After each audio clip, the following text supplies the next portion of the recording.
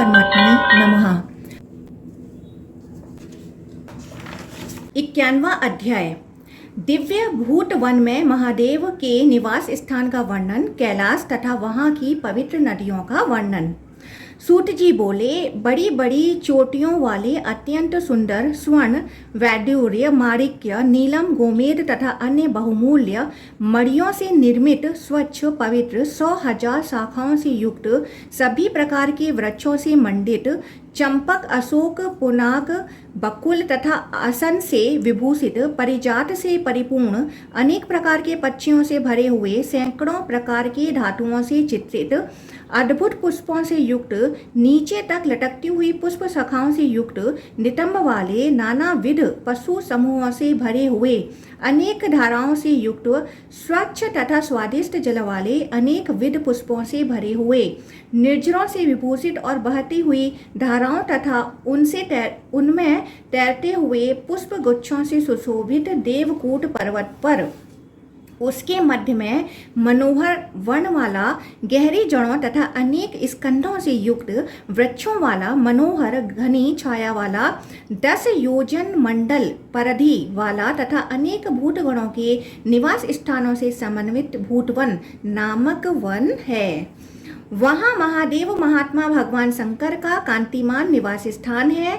वह महामणियों से विभूषित, स्वर्ण की चहारदीवारी से युक्त, मणिमय तोरणों से मंडित, स्फटिक के बने हुए विचित्र गोपुरों से युक्त, भूमि पर इधर उधर शुभ आसनों से ढके हुए, शिवजी के द्वारा अधिष्ठित सुंदर तथा मणिमय सिंहासनों से युक्त, कभी न मुरझाने वाले अनेक रंग के फूलों से विभूषित, उत्तम भवनों से युक्त, स्फटिक के स्तंभों वाले अत्यंत विचित्र मंडपों से समन्वित, ब्रह्मा, इंद्र तथा उपेंद्र के द्वारा पूजित, सभी भूतगणों से संयुक्त, वराह, गज, सिंह, रक्ष, शार्दूल, करभ, गीध, उल्लू, मृग, उष्ट्र तथा अज के समान मुख वाले, पर्वत के शिखर के समान स्थूल, सुंदर, भयानक सिंह के समान केशों तथा रोमों वाले, बड़ी भुजाओं वाले, अनेक वर्ण तथा आकार वाले, विभिन्न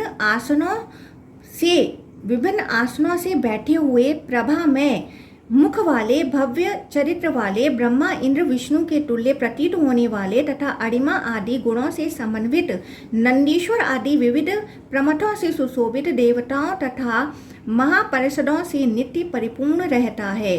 वहाँ देवता लोग भूतपति शिव की नित्य पूजा करते हैं। प्रमथ गण झांझ, शंख, पटह, भैरी, डिंडिम तथा गौमुख वाद्य यंत्रों द्वारा ललित तथा मधुर गानों के द्वारा, नाचने कूदने तथा गर्जन ध्वनि के द्वारा प्रमथपति महादेव की पूजा करते हैं। वहाँ सिद्ध, ऋषि, देवता, गंधर्व, महात्मा, ब्रह्मा, उपेंद्र आदि तथा अन्य लोग शंकर जी की पूजा करते हैं। जहाँ शंकर जी की पूजा होती है वह सुंदर शिखर 2 भागों में बटा हुआ तथा शंख के समान कांतिमान प्रतीत होता है। कैलाश यक्षों के राजा महात्मा कुबेर का, करोड़ों यक्षों का तथा अन्य महात्माओं का निवास स्थान है। वहाँ देवादिदेव शिव का विशाल भवन है। शिवजी की उस भवन में उमा तथा अपने गणों के साथ सदा विराजमान रहते हैं। वहाँ कुबेर के सुंदर शिखर पर बहुत जल से भरी हुई, सोने तथा मणियों से निर्मित सीढ़ियों वाली और कुमुद पुष्पों से युक्त मंदाकिनी नामक नदी है।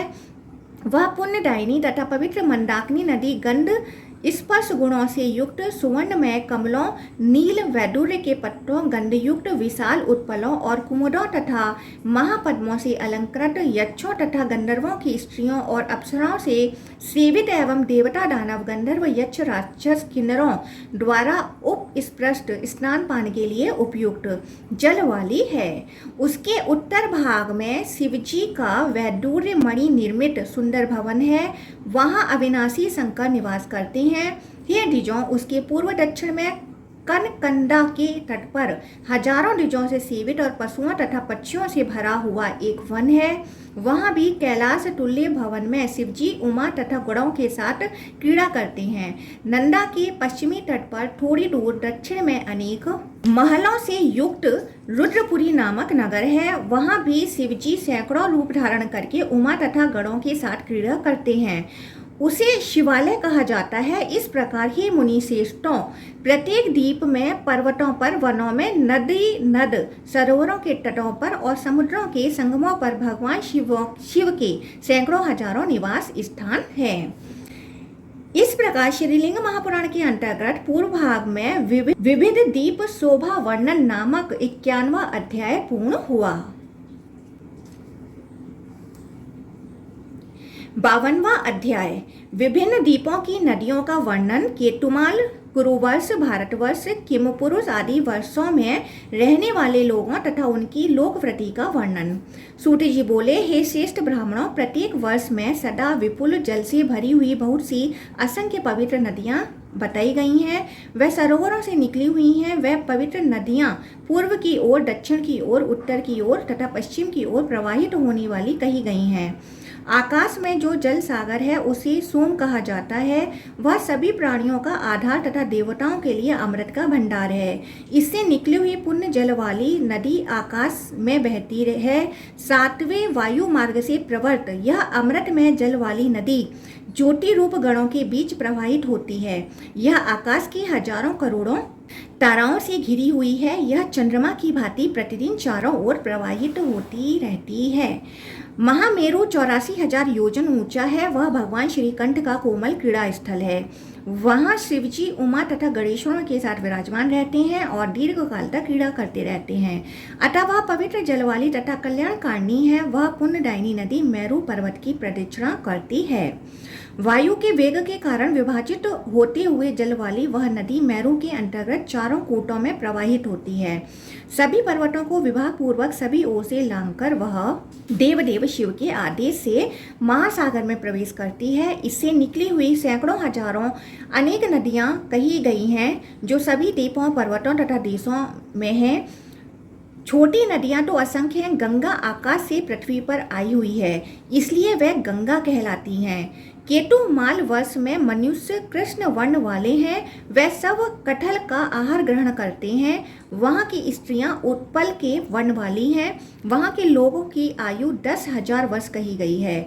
भद्राश्व वर्ष में स्त्रियां चंद्रमा की किरणों के समान शुक्ल वर्ण की हैं। वहाँ के सभी लोग कलाम्र का भोजन करने वाले, भय रहित तथा रति प्रिय हैं। शिव का ध्यान करने वाले वह लोग 10,000 वर्ष तक जीवित रहते हैं। हिरण्यमय वर्ष के लोगों के समान वे भी मन को ईश्वर में लगाए रखते हैं। रमणक वर्ष में लोग बरगद का फल ग्रहण करते हैं। वे 11,500 वर्ष जीवित रहते हैं। वे सब शुक्ल वर्ण के होते हैं और शिव के ध्यान में लगे रहते हैं। हिरण्यमय वन का आश्रय लेकर महाभाग्यशाली हिरण्यमय लोग रहते हैं। वह वहां पर 12,500 वर्ष जीते हैं और अश्वत्थ पीपल के आहार पर जीवित रहते हैं। हिरण्यमय वर्ष के लोग अपने मन को शिव में लगाए रखते हैं। कुरु वर्ष में कुरु लोग स्वर्ग से गिरे हुए हैं। वह सभी मैथुन क्रिया से उत्पन्न हुए हैं। वह दुग्ध का पान तथा भोजन करते हैं। वह एक दूसरे से प्रेम करने वाले, चक्रवाक पक्षी के समान गुण धर्म वाले, रोग रहित, शोक मुक्त एवं सदा सुखों का भोग करने वाले हैं। वह 14,500 वर्ष जीते हैं। वह महातेजस्वी हैं और अन्य स्त्री का सेवन नहीं करते हैं। हष्ट पुष्ट, अत्यंत प्रबुद्ध, सभी प्रकार के अन्न तथा अमृत के आहार वाले, सदा चंद्रमा के समान कांतिवान, सदा यौवनशाली, श्याम वर्ण के शरीर वाले एवं सर्वदा सभी प्रकार के आभूषणों से विभूषित शरीर वाले उन स्वर्गवासी कुरुओं का मरण साथ साथ होता है। वहाँ जम्बू द्वीप में भी अत्यंत सुंदर कुरु वर्ष हैं। चंद्रशेखर शिव का चंद्रमा की प्रभा के समान एक विमान वहां पर विद्यमान है।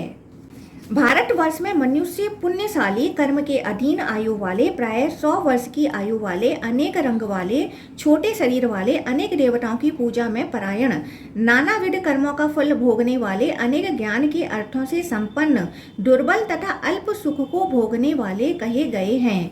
उनमें से कुछ इंद्रदीप में, कुछ कसेरुकी द्वीप में, कुछ ताम्रदीप में और कुछ गभीष्टमान देश में चले गए। कुछ नागद्वीप में, कुछ सोमद्वीप में, कुछ गंधर्व द्वीप में तथा कुछ वरुणी द्वीप में चले गए। कुछ लोग विविध जातियों में उत्पन्न म्लेच्छ और पुल्लिंग है। उस द्वीप के पूर्वी भाग में किरात तथा पश्चिमी भाग में यवन बताए गए हैं। उसके मध्य भाग में सर्वत्र ब्राह्मण, क्षत्रिय, वैश्य तथा शूद्र हैं। वे पूजन, युद्ध, वाणिज्य आदि के द्वारा जीविका चलाते हुए वहाँ व्यवस्थित हैं। उन वर्णों का अपने अपने कर्मों में परस्पर यह व्यवहार धर्म, अर्थ तथा काम से संबंधित है। उनमें संकल्प एवं अभिमान, ब्रह्मचर्य आदि आश्रमों में उचित रूप में विद्यमान है। वहाँ पर स्वर्ग तथा मोक्ष के लिए मनुष्यों की जो प्रवृत्ति है और उनके जो युग कर्म हैं, हे मुनि श्रेष्ठों, वैसा अन्यत्र नहीं है। किम पुरुष वर्ष में मनुष्यों की स्थिति 10,000 वर्ष तक रहती है। वहाँ के पुरुष सुवर्ण के रंग वाले होते हैं और स्त्रियां अप्सराओं के समान होती हैं। वह सब रोग रहित, शोक रहित, शिव भक्ति से युक्त, विशुद्ध सत्वगुण से संपन्न, स्वर्ण के समान आभा वाले, अपनी पत्नियों के साथ रहने वाले तथा गूलर का भोजन करने वाले होते हैं। हरि वर्ष में भी मनुष्य महाराज तक के समान वर्ण वाले होते हैं। वह सब देवलोक से च्युत हुए हैं और हर प्रकार से देवताओं के आकार के होते हैं। वह सर्वेश्वर शिव का पूजन करते हैं और पवित्र इच्छु रस का पान करते हैं, अतः उन्हें बुढ़ापा बाधित नहीं करता और वह लोग वृद्ध नहीं होते। वहाँ मनुष्य 10,000 वर्ष जीवित रहते हैं। मध्य में स्थित जो इलाव्रत नामक वर्ष कहा गया है, वहाँ सूर्य नहीं तपता है और वहाँ मनुष्य बूढ़े नहीं होते। इलाव्रत वर्ष में न सूर्य चंद्रमा है, न तारे हैं और न तो प्रकाश ही है। वहाँ के लोग कमल के समान प्रभाव वाले, कमल के समान मुख वाले, कमल के पत्र के समान नेत्रों वाले और कमल पत्र की सुगंध से युक्त होते हैं। वह शिव में ध्यान परायण रहते हैं। वह जामुन के फल के रस का आहार करने वाले, धूप के प्रभाव से रहित तथा सुगंधमय होते हैं। देवलोक से आए हुए वह लोग अजर अमर होते हैं। उस दिव्य इलाव्रत वर्ष में श्रेष्ठ मनुष्य 13,000 वर्ष तक अपनी पूरी आयु भर जीवित रहते हैं। जामुन के फल का रस पीने से इन्हें न बुढ़ापा बाधित करता है, न भूख लगती है और न थकावट होती है। वहाँ के लोग समय से पूर्व मरते नहीं हैं। वहाँ जाम्बू नद नामक स्वर्ण होता है, वह देवताओं का आभूषण है तथा इंद्रगोप कीट विशेष के समान प्रकाशमान रहता है। इस प्रकार मैंने 9 वर्षों के निवासियों का वर्णन कर दिया। मैंने उनके वर्ण, आयु, भोजन आदि के विषय में विस्तार से नहीं बल्कि संक्षेप में कहा है। हेमकूट पर्वत पर गंधर्वों तथा अप्सराओं को रहने वाला जानना चाहिए। शेष, वसुकी, तक्षक और सभी नाग निषद पर रहते हैं। 33 महाबली याज्ञिक देवता, सिद्धगण तथा विशुद्ध आत्मा ब्रह्मर्षि वैदुर्य मणि वाले नील पर्वत पर रहते हैं। दैत्यों एवं दानवों का निवास स्थान श्वेत पर्वत कहा जाता है। श्रृंगवान पर्वत सभी पितरों का निवास स्थान है। हिमवान सभी यक्षों, भूतों तथा शिव का निवास स्थान है। महादेव जी श्री विष्णु, ब्रह्मा, उमा, नंदी और अपने गणों के साथ सभी पर्वतों, वर्षों तथा वनों में निवास करते हैं। भगवान नील, लोहित, नील, श्वेत एवं त्रिसंग पर्वतों पर विशेष रूप से सिद्धों, देवताओं तथा पितरों के साथ सदा दिखाई पड़ते हैं। नील पर्वत वैडुमर्य, श्वेत पर्वत शुक्ल वर्ण वाला हिरण्यमय पर्वत, मोर पंख के वर्ण का श्रृंगवान पर्वत सुनहरे वर्ण का है। ये सभी पर्वतराज जम्बू द्वीप में स्थित हैं। इस प्रकार श्रीलिंग महापुराण के अंतर्गत पूर्व भाग में भुवन कोश स्वभाव वर्णन नामक 52वां अध्याय पूर्ण हुआ। 53वां अध्याय भुवन कोश वर्णन में प्लच्छ, सालमली, कौंच द्वीपों के महापर्वतों, उर्वलोकों तथा नरकों का वर्णन, सर्वत्र सदाशिव की व्यापकता एवं यक्ष रूप शिव और भगवती उमा का महात्मा। सूत जी बोले, प्लच्छ आदि 7 द्वीपों में 7 पर्वत हैं जो सीधे, लंबे तथा प्रत्येक दिशाओं में फैले हुए हैं। वे वर्ष पर्वत के रूप में प्रतिष्ठित हैं। मैं प्लच्छ द्वीप में स्थित 7 दिव्य महापर्वतों का वर्णन करूंगा। पहला भूमेदक तथा दूसरा चांद्र कहा जाता है। तीसरा नारद तथा चौथा डुडुम्बी नाम वाला कहा गया है। 5वां सोमक तथा छठा सुमनस नाम वाला कहा जाता है। उसे वैभव नाम वाला भी कहा गया है। 7वां पर्वत वैभराज नाम से प्रसिद्ध है। विशेष रूप से यही 7 पर्वत प्लच्छ द्वीप में बताए गए हैं। सालमली द्वीप में भी 7 पर्वत हैं। मैं क्रम से उन्हें बताऊंगा। कुमुद, उत्तम, बलाहक, द्रोण, कंक, महिष और 7वां कुकुमान कहा गया है। कुश द्वीप में भी 7 उपद्वीप और कुल पर्वत हैं। मैं केवल नाम से ही संक्षेप में उन्हें बताऊंगा। पहला विद्रुम तथा दूसरा हेम पर्वत कहा गया है, तीसरा गुटिमान एवं चौथा पुष्पित नाम वाला बताया गया है। पांचवा कुशेशय तथा छठा हरिगिरी नाम वाला कहा गया है। सातवां पर्वत शोभा संपन्न मंदिर है। यह महादेव जी का निवास स्थान है। जलों का नाम मंदा है, इसलिए जलों को धारण करने से इसका नाम मंदर है। साक्षात भगवान वृषभध्वज विश्वेश्वर अमलात्मा शिव वहाँ उत्तम सुवर्ण ग्रह में पार्वती जी तथा नंदी के साथ रहती हैं। पूर्व काल में मंदर ने महाक्षेत्र अभिमुक्त में अपनी तपस्या से महेश्वर को प्रसन्न किया था और उनसे महावरदान प्राप्त किया था। उसने महादेव जी से उमा के साथ वहां निवास करने के लिए प्रार्थना की। तब वह शिव अभिमुक्त क्षेत्र से आकर नंदी अपने गणों तथा उमा के साथ मंदर पर्वत पर निवास करने लगे, इसलिए वह उस पर्वत को नहीं छोड़ते हैं। क्रौंच द्वीप में भी क्रौंच आदि 7 कुल पर्वत हैं। पहला क्रौंच, दूसरा वामन तथा तीसरा अंधकारक पर्वत है। अंधकारक के बाद दिवाव्रत नामक पर्वत है। दिवाव्रत के बाद विभिन्न पर्वत कहा जाता है। विभिन्न के बाद पुंडरीक नामक महान पर्वत है और पुंडरीक के बाद दुंदुभि स्वर्ण पर्वत कहा जाता है। क्रौंच द्वीप के ये 7 पर्वत रत्नमय हैं। साक द्वीप में भी 7 पर्वत हैं, उन्हें जानिए। हे श्रेष्ठ मुनियों, उदय, रैवत, श्यामक, शोभा संपन्न राज पर्वत तथा अत्यंत सुंदर अंबिकेय पर्वत है। अंबिकेय के बाद सभी प्रकार की औषधियों से युक्त रम्य नामक पर्वत है। उसके बाद केसरी पर्वत कहा गया है, जहाँ से वायु उत्पन्न होती है।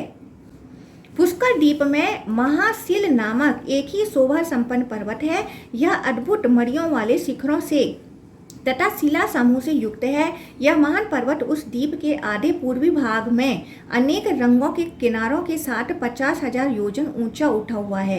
यह महान पर्वत भूतल से 34,000 योजन नीचे तक गया है। यह पर्वत द्वीप के आधे भाग में उत्तर की ओर मान श्रृंखला के ऊपर फैला हुआ है। समुद्र के समीप स्थित यह पर्वत उगे हुए नवीन चंद्रमा के समान प्रतीत होता है। यह 50,000 योजन ऊपर की ओर उठा हुआ है। इसकी चौड़ाई तथा चारों ओर का घेरा भी उतना ही विस्तृत है। द्वीप के पश्चिमी आधे भाग में यही पर्वत मानस नाम से प्रतिष्ठित है। यह महापर्वत एक होता हुआ भी सन्निवेश के कारण 2 भागों में विभक्त हो गया है। उस द्वीप में चांदी के समान प्रभा वाले 2 पुण्यमय तथा शुभ जनपद बताए गए हैं, जो इस मानस पर्वतों को घेरे हुए हैं। मानस के बाहर जो महावीत नामक वर्ष है, उसके भीतर जो जनपद है उसे धातकी खंड कहा जाता है। पुष्कर द्वीप स्वादिष्ट जल वाले सागर से घिरा हुआ है। यह सागर सभी ओर पुष्कर द्वीप के विस्तार के बराबर विस्तीर्ण है। यह विस्तार में तथा घेरे में पुष्कर द्वीप के ही समान है। इस प्रकार 7 द्वीप 7 समुद्रों से घिरे हुए हैं। द्वीप के अनंतर जो समुद्र है वह 7वां समुद्र है। इस प्रकार द्वीपों तथा समुद्रों की परस्पर वृद्धि को जानना चाहिए। पुष्कर के बाहर उसे चारों ओर से घेरकर स्वादिष्ट जल से युक्त महान समुद्र स्थित है। उसके बाहर महती लोक स्थिति दिखाई देती है। वहाँ की भूमि स्वर्णमयी है और विस्तार से दुगनी है। संपूर्ण भूमि एक शिला के तुल्य है। उसके परे मर्यादा मंडल स्वरूप एक पर्वत है। इसका कुछ भाग प्रकाशमय तथा कुछ भाग अंधकार में रहता है। इसे लोकालोक पर्वत कहा जाता है। हे द्विजों, जितना यह दृश्य अदृश्य पर्वत है उतनी ही यह धरा है। उसके पर्वत की ऊंचाई 10,000 योजन कही गई है। उस लोकालोक नामक महापर्वत का विस्तार भी उतना ही है। उसके आधे भाग में सूर्य की किरणें पहुंचती हैं और दूसरे आधे भाग में सदा अंधकार रहता है, इसलिए इसे लोकालोक कहा गया है। हे द्विजों, इस प्रकार मैंने संक्षेप में भूलोक के विस्तार का वर्णन किया। हे श्रेष्ठ मुनियों, भूलोक सूर्य तक है और स्वलोक ध्रुव तक है। आवह आदि वायु की 7 नेमियां कही गई हैं। हे द्विजों, आवह, प्रवह, अनुवह, संवह, विवह, परावह और परिवह, ये वायु की 7 नेमियां हैं। हे विप्रों, मेघ, सूर्य, चंद्रमा, तारागण, राशियां, ग्रह, सप्तऋषि और ध्रुव ये क्रम से व्यवस्थित हैं। पृथ्वी तल से ऊपर ध्रुव लोक पर्यंत 15 नियुत योजन की दूरी है। भूपृष्ठ से भानुमंडल 1 न्यूट योजन दूर है। उसके ऊपर सूर्य का रथ 16,000 योजन है। मेरु पर्वत पृथ्वी तल से 84,000 योजन पर है। ध्रुव से 1 करोड़ योजन के बाद महरलोक है। हे द्विजों, महरलोक से 2 करोड़ योजन की दूरी पर जनलोक है। जनलोक से 4 करोड़ योजन की दूरी पर तपोलोक कहा गया है। प्रजापति लोक, तपोलोक, ये 6 करोड़ योजन की दूरी छोड़कर ब्रह्मालोक स्थित है। हे ब्राह्मणों, इस प्रकार इस ब्रह्मांड में इन 7 पुण्य लोकों को मैंने बता दिया। 7 तलों के नीचे घोर से लेकर माया तक 28 कोटि के नरक हैं।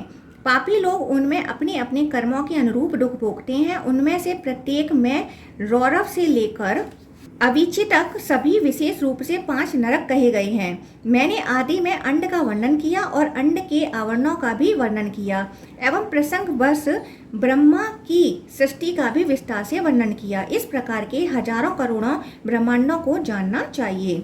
प्रधान के सर्वागामी होने के कारण इन अंडों में तिर्यक ऊपर तथा नीचे सभी ओर 14 भुवन हैं। हे श्रेष्ठ द्विजों, उनमें प्रत्येक अंड के हेतु महेश्वर हैं। अष्टमूर्ति शिव अंडों के बाहर, अंडों के आवरणों में, अंधकार के भीतर तथा अंधकार के परे भी विद्यमान हैं। संपूर्ण जगत इन महेश्वर महादेव धीमान देहरहित परमात्मा का शरीर है। गृहस्थ रूप इन अष्टमूर्ति सर्व शिव की ग्रहणी दिव्य प्रकृति है। महत आदि इनकी संतानें हैं और सभी देह अभिमानी पशु इनके सेवक हैं। वह शिव ही आदि अंत से रहित भगवान अनंत पुरुष प्रधान आदि बुद्धि अहंकार आदि 7 तत्व प्रधान मूर्ति वाले 16 अंगों वाले पंचमहाभूत 10 इंद्रियां मन अष्टमूर्ति तथा महेश्वर हैं। उन्हीं को आज्ञा के प्रभाव से पृथ्वी पर्वत मेघ समुद्र तारागण इंद्र आदि देवता वैमानिक तथा स्थावर जंगम सभी प्राणी स्थित हैं। लक्षणों से रहित यक्ष रूपी शिव को देखकर इंद्र सहित अग्नि आदि व देवता यहाँ यह क्या है ऐसा सोचकर अनिश्चय की दशा में यक्ष के समीप जाकर वह शक्तिहीन हो गए। हे विप्रों, अग्निदेव उस यक्ष के सामने तिनका भी नहीं जला सके। पवन उस तृण को उड़ाने में समर्थ नहीं हुए। उसी प्रकार अन्य समस्त श्रेष्ठ देवता भी अपने अपने प्रभाव प्रदर्शित करने में समर्थ नहीं हुए। तब सभी श्रेष्ठ देवताओं के साथ समस्त समृद्धियों के कारणभूत व्रत शत्रु उन देवेंद्र ने कौतूल चित्त होकर यक्ष रूप सुरेश्वर से इस प्रकार कहा, आप कौन हैं? उसी समय यक्ष अदृश्य हो गए। तब सुंदर मुख वाली तथा अनेक शुभ आवरणों से अत्यंत शोभित होती हुई हेमवती अंबिका उमा प्रकट हो गईं। इंद्र आदि ने सुशोभित होती हुई उन हेमवती अजा उमा से पूछा, हे ईशे, हे परम शोभायमान अंबिके, यह यक्ष देहधारी कौन है? यह सुनकर उमा अंबिका ने कहा, यह अगोचर हैं। तब इंद्र सहित सभी देवताओं ने उस यक्ष को तथा सिंहगामिनी और लोहित शुक्ल कृष्ण वर्ण वाली इन अजा उमा को प्रणाम किया। सभी श्रेष्ठ देवताओं से सत्कृत होकर देवताओं तथा दानवों की समस्त प्रवृत्ति रूपा उन देवी ने कहा, मैं पूर्व काल में इस यक्ष रूप परम पुरुष की आज्ञा के अधीन रहने वाली प्रकृति थी। जिसका अर्थ है परम पुरुष की सर्वोत्कृष्टता को बताने वाला यह हेमवती आख्यान मूल रूप से सामवेद के तल्वकार ब्राह्मण के अंतर्गत प्राप्त होने वाले केनोपनिषद में उपलब्ध होता है। अतः हे द्विजों, उन्हीं अज शिव के नियोग से ब्रह्मा उत्पन्न हुए। उन ब्रह्मा से अंड उत्पन्न हुआ और अंड से ज्योति गणों सहित समग्र विश्व उत्पन्न हुआ। इस प्रकार सब कुछ शिवात्मक है। इस प्रकार श्रीलिंग महापुराण के अंतर्गत पूर्व भाग में भुवन कोश विन्यास निर्णय नामक 53वां अध्याय पूर्ण हुआ।